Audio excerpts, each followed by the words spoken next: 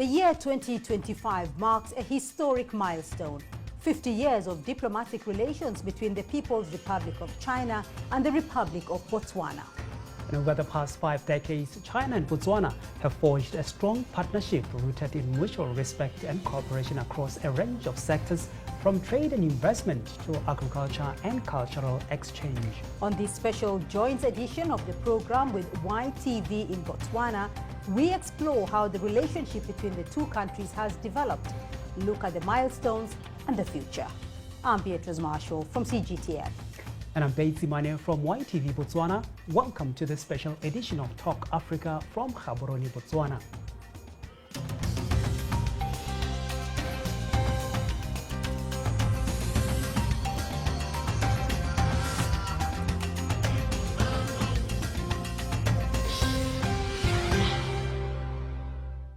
And joining us now on the program to unpack the 5 decades of China-Botswana cooperation are the Honorable Dr. Penyo Butale, Minister for International Relations in Botswana. Also joining us, Bukhle Moyo, graduate in computer science from the Liaoning University of Technology in China. Also here with us, Professor Maitseo Bolane, Associate Professor, Faculty of Humanities at the University of Botswana. Thank you all very much for joining us in this discussion. Minister Butale, let me start off with you, because as Botswana and China mark the 50th anniversary of bilateral relations, can you first start off by elaborating some of the key milestones of this partnership? How has it evolved over the past decade? Thank you very much. We would want to start by saying that China is an important development partner to Botswana, and we have enjoyed excellent relations with China. And you would also remember that even before the establishment of bilateral relations with China, Botswana was amongst the countries that voted for China to get its seat at the UN Security Council. So we have enjoyed excellent relations, and it has cut across sectors, all sectors of the economy, ranging from health, education, agriculture, infrastructure development, and those have been growing from strength to strength. And as the new government, looking forward to not only improving on these already excellent relations, but also exploring new avenues as we want to push more to industrialize our economy and create more jobs. And Minister, talking about new avenues, are we likely to see a radical change in Botswana's foreign policy under the new administration of President Boko, maybe to look east for stronger cooperation? Well, the President has made it clear that the overarching guiding light in terms of our approach to development, in terms of our approach to foreign policy, will be human rights. So we have adopted a human rights-oriented approach to foreign policy, which means that we want, as Botswana, to have a voice in terms of how do we make the world a better place by observing human rights, by ensuring that everyone in their corner is able to enjoy their human rights, notwithstanding which part of the globe they are in.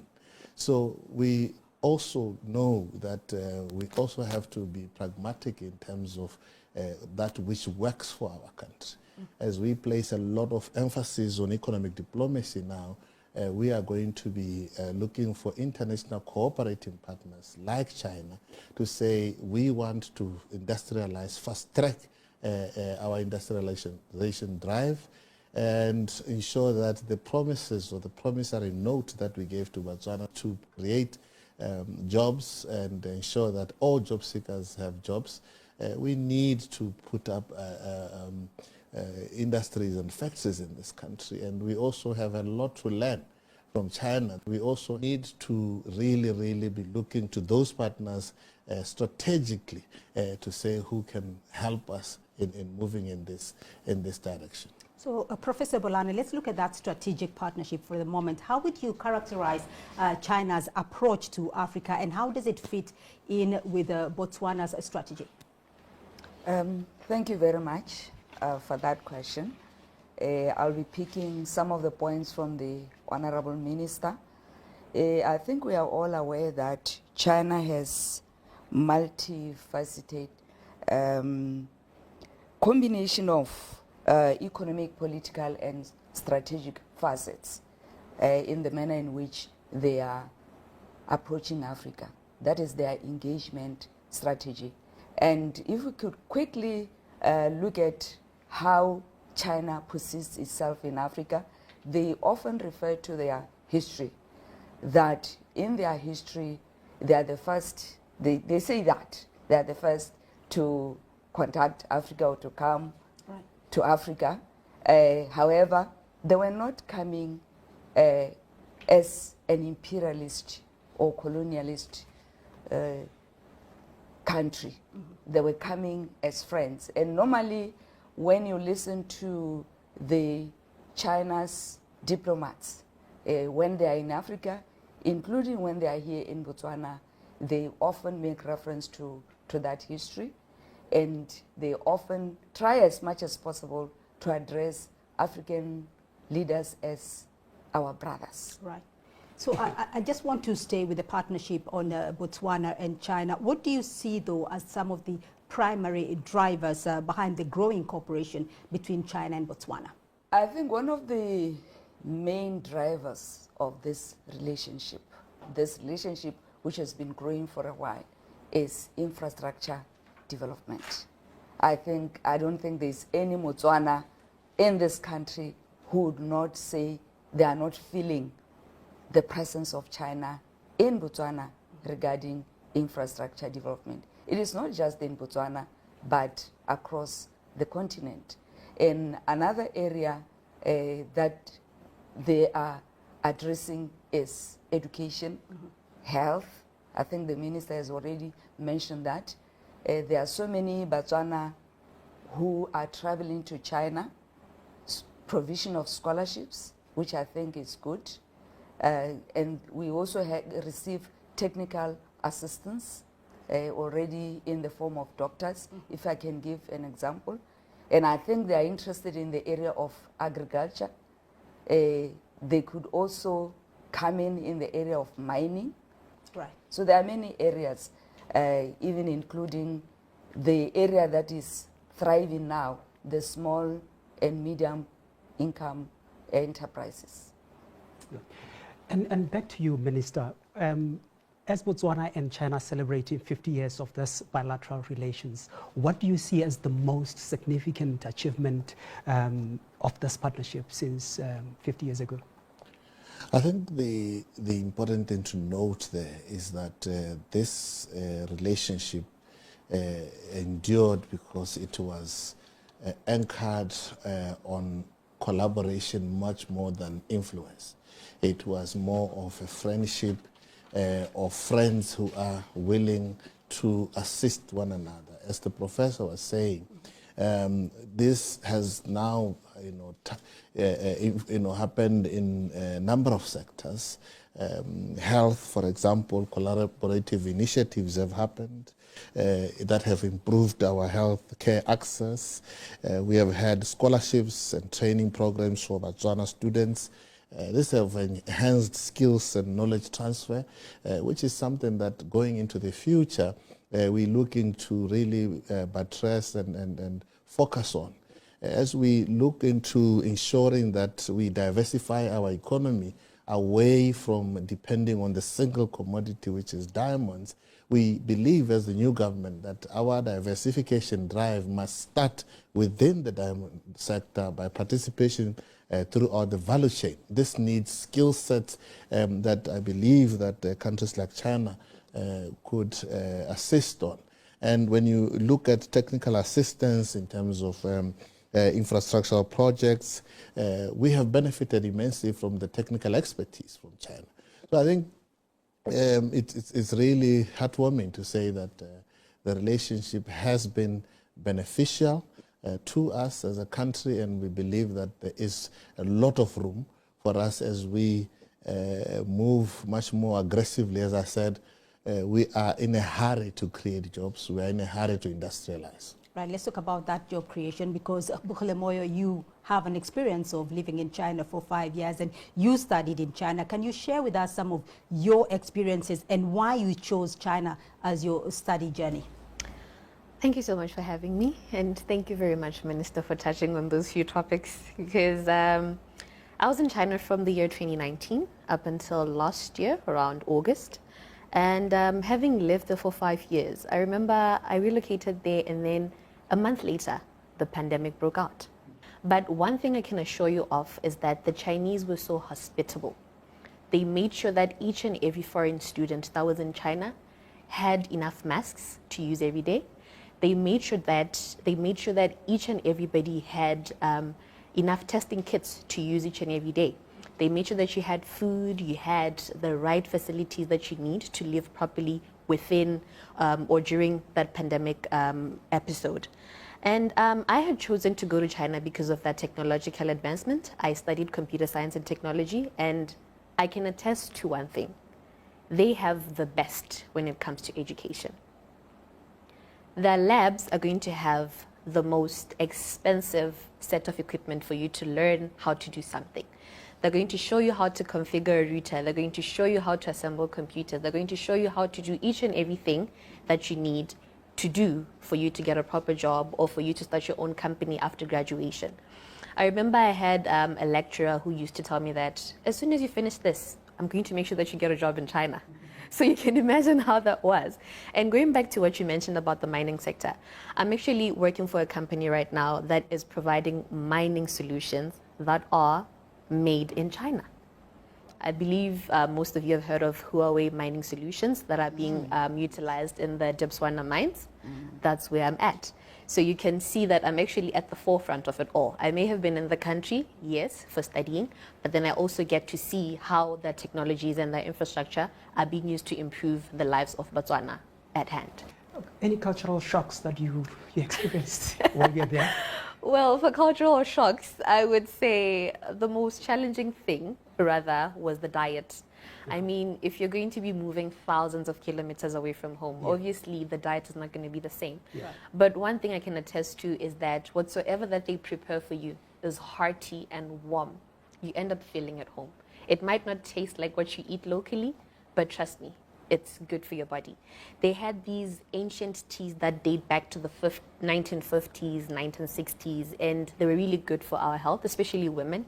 I got to learn that there's different types of flower-flavored teas that could help with menstrual periods, teas that could help with your skin, teas that could help with just your digestion as a whole.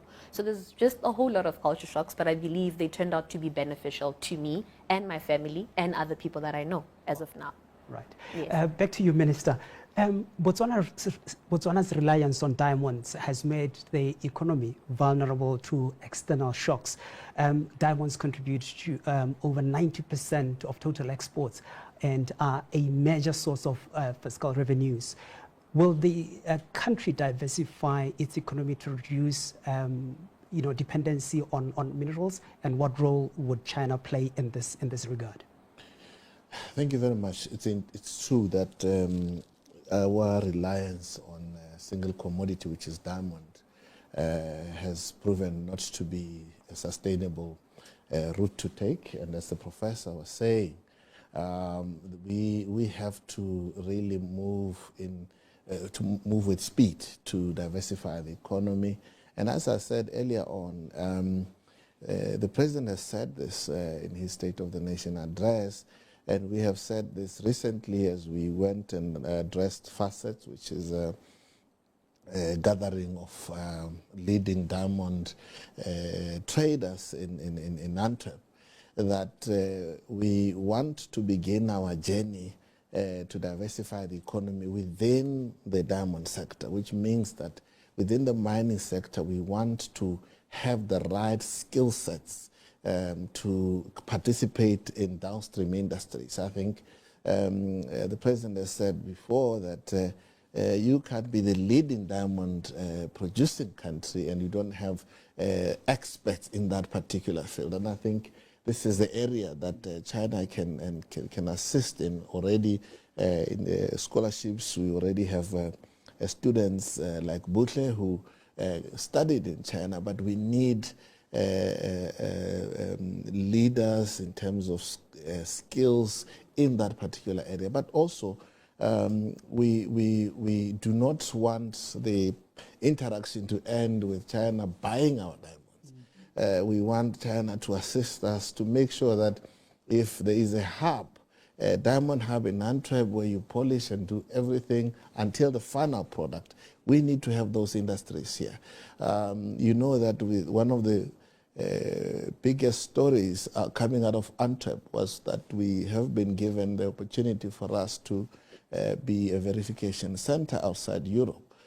So we need that to leverage on that to make sure that we become a leader in the region, on the continent, to do with diamonds. So China has a big role to play, technical expertise, knowledge transfer, and also partnerships in ensuring that we set up shop in Botswana.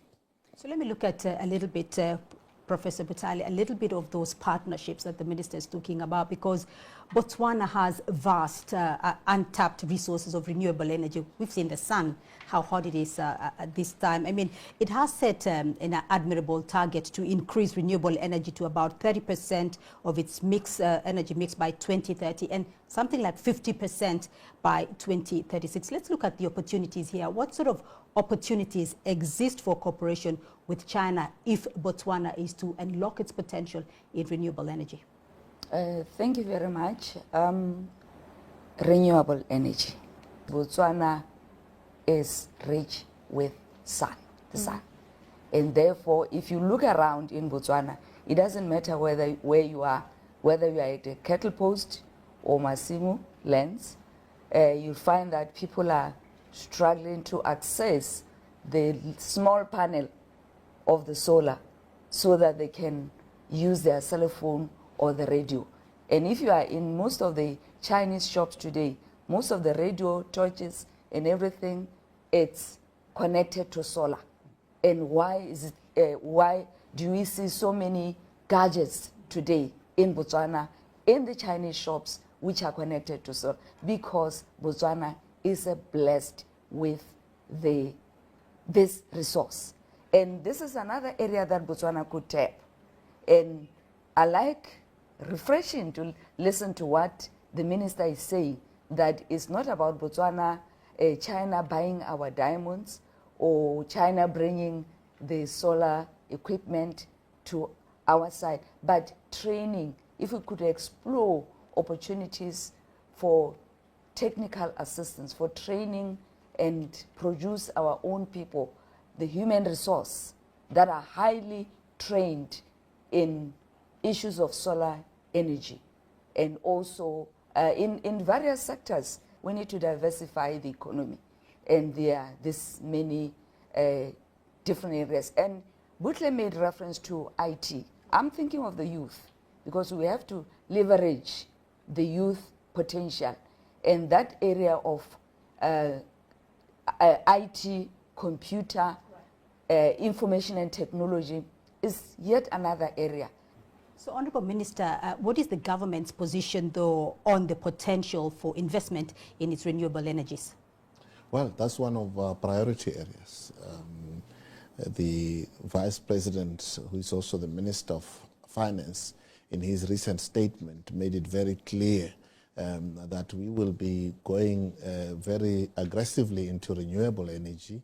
As Professor Bolano was saying, we have the sun. It's a naturally given resource, and we need to exploit that. But also, you know, there is also an opportunity in liquid, coal to liquid. All these things will be going into them, knowing very well that there is knowledge out there that countries like China and others are leading in. They have amassed this knowledge. We are going to tap into these and make sure that Botswana becomes a leader, Botswana plays a part in ensuring that there is sustainability on energy, and we also stop this dependence on importing energy. I was also going to say that one of the things that we are concerned about is us being, one, a consumer economy, an economy where you have an import bill that goes into billions, over 80 billion, where we import everything. But we have opportunities like renewable energy. The second thing is that we are an economy that is characterized as a low-income economy, which means that people are paid very less. So we have a challenge as a government to say, how do we leverage these relations with China, who are a living testimony of an economy that came from the rags to the riches and to a leading economy in the world up today. Right. So, Bole, let me come to you here because I want to look at areas of cooperation. I mean, Professor has talked about the opportunities for young people in IT, such as yourself. What areas of cooperation do you feel would be of benefit to younger people? What areas do you think can be expanded into the future? I believe more training should get the job going. Training would mean education. So let's invest in improving the skill set that we already have. If we're having a larger number of the youth being unemployed, let us give them more skill sets that they could use for them to get employed. Let's empower them to do things themselves. Let's empower them to get to learn how the Chinese work. That way they could be self-sufficient. I'm also going to draw back to the issue of self-sufficiency, or something that I could say is food security in China. China creates or has everything in-house. You'd never or you'd rarely hear them say they're importing food from outside. If Botswana could have the locals being trained to a point where we do not need to be getting other skill sets from outside, trust me, Botswana would be booming. That's all that we need to do. And one thing that we can be assured of, as soon as we train our youth or take them to a different level, we're also going to be recognized by other countries as the best among the rest. And thank you very much to our guests. We are going to take a short break now, and when we come back, we'll be looking at what the future holds for China-Botswana cooperation. Do stay with us.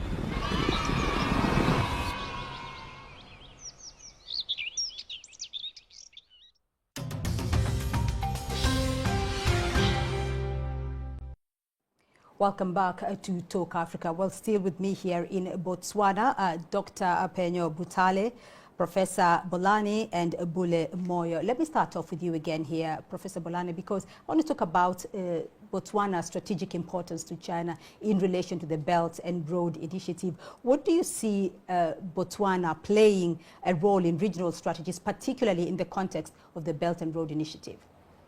Let me start with Botswana from the perspective of the people of Botswana, because I see that as an attraction. Otherwise, the nature of the Botswana as a nation, a peaceful nation, good governance, that peaceful environment, in many respects, it's an attractive aspect that we tend to ignore because it's very good for business.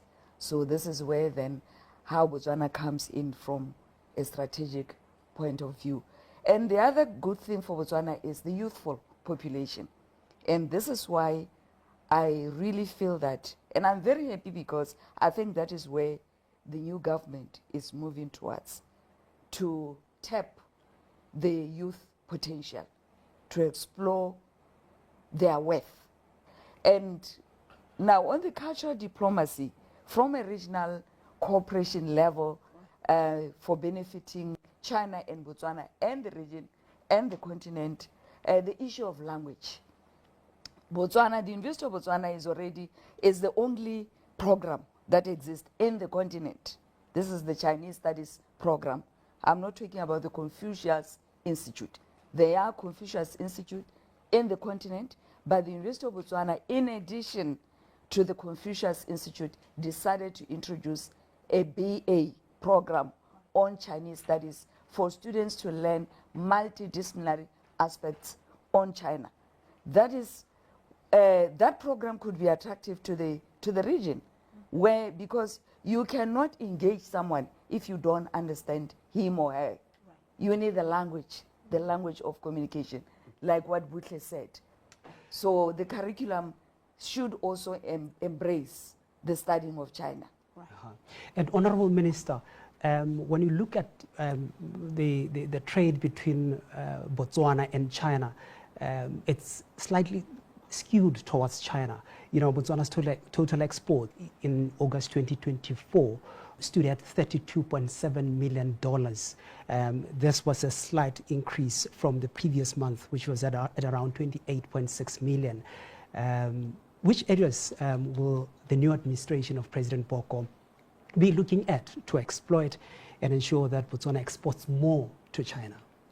As I enunciated earlier on, there are a lot of emerging sectors of the economy that we are looking at, you know, in the era of technology, China is leading in that area. And I think one must hasten to also say that there is a challenge that we are facing as a country, which is skills mismatch between what our universities produce and what industry seems to be needing. So this is one area that we need to be looking at to say, how do we then, as we build these industries, as we build these manufacturing plants in these sectors, how do we make sure that we have the necessary skill sets, and then this retooling, reskilling also brings into focus the relations between Botswana and China. So we'll be looking at sectors such as manufacturing, sectors such as the downstream industries of the diamond industry and the mining sector in general. But also, one of the things that I want to also say is that we hold a view as a new government that the creative sector is a multi-billion-dollar industry in the world, and the youth with their technological advancement can make a lot of a living from that, and already looking at the cultural exchanges between Botswana and China, that's an area surely that we will explore. I was going to ask about the, exporting human capital to maybe China, if, for instance, as an example. Indeed, it's an area that obviously it's exciting going into the future. It's exciting. I was the other day when we were celebrating. I was very impressed to see a Botswana child speaking Mandarin so fluently. I'm a language person, and I've now given myself a challenge that next time I see that daughter of Botswana, I'm going to speak to her in Mandarin. I want to talk about what the ministers mentioned, the skills mismatch. I want to know about your experiences and the experiences that you found in China that you would personally want implemented in Botswana, on the continent in Africa, because we do know, according to statistics, that Africa is the continent with the youngest population in the world. I think one major thing that we have to adapt in Botswana and in Africa is a proper work ethic. One thing that the Chinese community always emphasizes on is hard work and having the right work ethic, such that as soon as you complete your studies, do not wait for somebody to feed you. You now need to be innovative. You now need to bring something to the table that is also going to benefit other people in the long run. So I believe Botswana would have to adapt or to adopt a very good work ethic, as well as better principles in the workplace in general. And another thing that we've always ignored is how we always want to be getting skills like software engineers from other countries. We want to get that from the US, from China, from where. Why not have professional software engineers coming from Botswana? And then why not have those people generating things or generating softwares that could then be sold to other countries? How rich is Botswana going to be if we could have that? I tell you once again, we're going to be the best among the rest. And like the Chinese usually say, 加油, 加油 means keep on putting more effort to whatever that you're doing. That's what they usually say. And to you, Prof, She talked about work ethic, that we need, as Botswana, we need to improve on our work ethic. And there was a report that was released by the Botswana Institute of Policy Analysis, BITPA, some years ago, which indicated that generally Botswana are lazy, for lack of a better word. Do you share the same sentiments? I'm not going to use the word lazy. However, I will agree with Butle that one of the advantages, if we were to go that route, in terms of what is it that we can learn from China, their work ethics are amazing. Because that can increase productivity. In fact, I'm happy that it's coming from her because she's a young person. And Botswana is a youthful population. And this is where we are, that we need to see the youth very productive and very responsible and very tuned to work ethics. So Botswana is still, it's behind. It's a general view, but I think we are in the country. We see indications which are worrying. And to you, Honorable Minister, there was a study that was conducted by Afrobarometer, which indicated that Botswana see China as more widely seen as influential in Botswana than the United States, the European Union, Japan. Nearly half of the citizens surveyed say that China's economic activities in the country have some or a lot of influence on the economy. Do you share the same sentiments, maybe? Not quite. I think, as I said earlier on, the relations between Botswana and China prioritized collaboration more than influence. It was about a mutually beneficial friendship, and I think because of that, the relations have been blossoming from year to year, and also the areas or sectors of collaboration have also been increasing. As you can see, that the students that come from China, that studied in China, speak very well of China, and they are able to even continue being ambassadors of China in Botswana. So I think the relationship was anchored on mutual benefit, much more on collaborative effort than on, as the professor said earlier on, much more than an imperialist kind of approach where there's a bigger boy or man or woman than the other. So I think it was more of that than. Right. And Prof, to you now, you've argued that for Africa to engage China, it has to understand the country and the people. Why do you think it's important?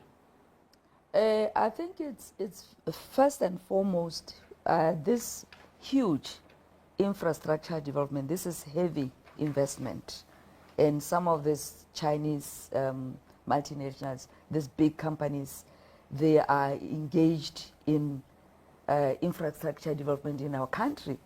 So we need to communicate with the Chinese who are managing or running these companies. Yeah. But we also need to appreciate their culture, how they do things. Because if you go into their philosophy, they are guided, just like we are guided by the Botswana philosophy. We have that in Botswana, which is guiding us to who we are today. The Chinese have a very rich history and philosophy, which is guiding them to how they do things and how they operate. Therefore, we need to take our young people through that so that they are able to understand the Chinese, not just communicating, language speaking, but also they can read their body language when they are in the boardroom. Are we not at the risk of losing our own identity if we are doing that? Because most of the case, in most of the times, people are saying we are influenced by the Western world. Are we not now being influenced by China? By so doing? I understand where you are coming from, and I appreciate that question. If China, or through, for instance, CIUB introduces Confucius Institute. We should also find ways of how we can influence the Chinese. The minister has already talked about the cultural content, which the young people today they can package creative industry and use creative industry to communicate Botswana, not just to China, but to the rest of the world. Africa could do that. Africa is this vibrant, appealing, youthful, creative industry. But I don't think we have reached a level where we are really marketing it to the world. So we can also market ours while they are bringing their Mandarin. We can teach them Setswana. I think there are many Botswana today in China due to issues of unemployment who are teaching English. But we can still explore that, and some could teach Setswana. I'm just giving that as an example. But Setswana is not the only language in Botswana. So other languages we can do in such a way that Chinese become interested because we have the right environment. So, Bole, very interesting discussion on that cultural exchange aspect there between China and African countries. But based on your experience, do you feel that now you have a unique perspective on the relations between China and Africa, on the relations between China and Botswana as a result of your studying in China? What advice would you give other African students in terms of maximizing their opportunity, their potential, and their experiences if they wanted to study in China? I believe a few words of advice I would give them is that go there with an open mind and always stay willing to avail yourself. If you're never there for anything that people suggest to you to do, you'll never learn anything. So even if it means you moving to a first world country, but you don't have the motivation to avail yourself to anything that is on ground, you're never going to learn much.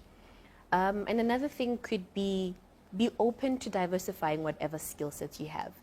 If you're going to be moving to China to study law, for example, don't mind even if on weekends you're learning something along the lines of agriculture or energy resources or whatsoever. Just go there with an open mind, be willing to learn as much as you can, and then that way you get to the top.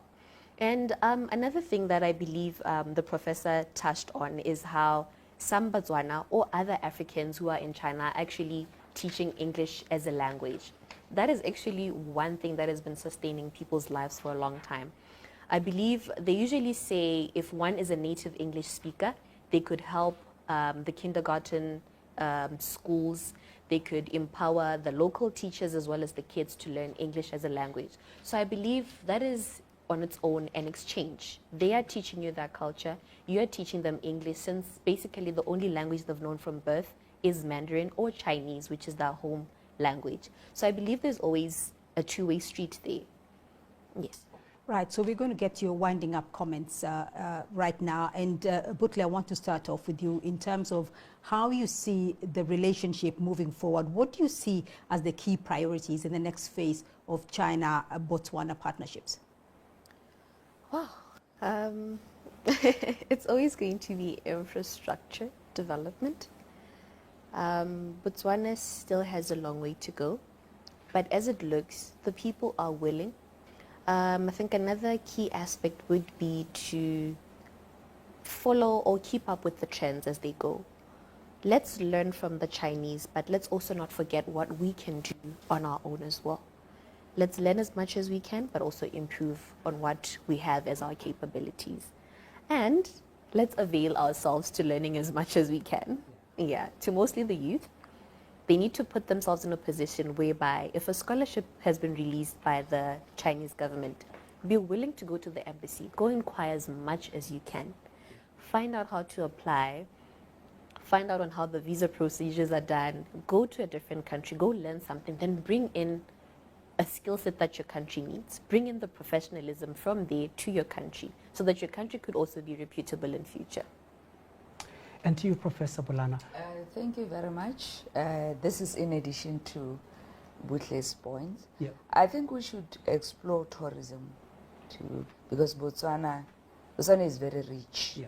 It's known all over the world for its rich fauna and flora. So I think that's another area that we could, and also applying technology in that area. I'll still go back to the point on cultural cooperation for Botswana and for the continent of Africa. So while we are doing it, it should be a two-way process. So I think we should identify aspects that we can also showcase in China, including food. Yes, Chinese have food, she loves them, and the teas, but we also have our own food. And our varied, Africa cuisine is rich with varied recipes, very good food, from west, east, south to the north. So that's another area that I think we could. So I think those two areas. And my last point is that I think, again, in terms of when the Chinese come here, we should try as much as possible to show them that Botswana is great. And that's why I'm still going to the earlier point that Gaborone should become the center of meetings. Very interesting. And Honorable Minister, you have the final word, particularly on your long-term vision for bilateral ties between China and Botswana. Thank you very much. I think we are excited to step into the next chapter. After 50 years of collaboration, we are looking to deepen these excellent relations. I also want to buttress the point raised around people-to-people diplomacy and say that we need to explore that even more and make sure that our people exchange with the Chinese and learn from each other our rich cultures, and also say that we need to do more to invite more Chinese tourists to come to Botswana. I think the last statistics that I saw did not show us doing very well, looking at the amount of visitors from China that visit our neighboring countries. I think we need to do more. But I also want to say that we want this relationship now to move a notch higher. We don't want companies from China to come and build roads when there is very little skills transfer. We want a lot more in terms of upskilling our companies to make sure that in the next very near future we would have top companies that can undertake big mega projects in the region. We also want Chinese companies not to supply us, but to set up factories, manufacturing plants in Botswana, because as I said, we are in a hurry to create jobs, we are in a hurry to industrialize. And thank you very much, Honorable Minister. Very insightful discussion, but that's all we have time for this edition of Talk Africa. A big thank you to our guests, Honorable Dr. Penyo Butale, the Minister of International Relations, Professor Maitse Obolani, Associate Professor, Faculty of Humanities at the University of Botswana, and Butle Moyo, a graduate in Computer Science from Liaoning University of Technology in China. My name is Betsy Mani from YTV. And I'm Beatrice Marshall. Remember, you can be a part of this conversation online through our social media handles on Facebook and X. You can also catch the show on our YouTube playlists. Do keep the conversation going and join us again next week for more Talk Africa. For me, Beatrice Marshall, and the entire YTV team from Access TV Studios in Gaborone. Until next time, it's goodbye.